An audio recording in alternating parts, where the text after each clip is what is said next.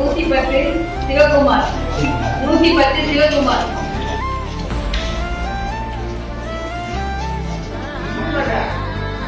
தம்பி, முதல்ல உங்க ஜனநாயக கடமையை முடிங்கன்னு பயணிகளே சொல்லிட்டாங்க.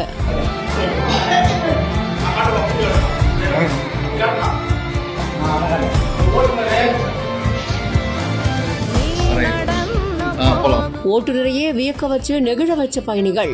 அவர் ஓட்டு போட்டு வர வரைக்கும் நாங்க காத்திருப்போம்னு எல்லாருமே காத்திருந்திருக்காங்க. தமிழக சட்டமன்ற தேர்தல் வாக்குப்பதிவானது காலையில 7 மணி அளவுல துவங்கின நிலையில காஞ்சிபுரம் போக்குவரத்து கழக பணிமனை கீழே செயல்பட்டு வர காஞ்சிபுரம் மலையான்குளம் தடம் எண் 34 அப்படிங்கிற இந்த வழித்தடத்துல பணிபுரிகிற ஓட்டுநர் லோகு அப்படிங்கிறவரு பணியில இருந்திருக்காரு.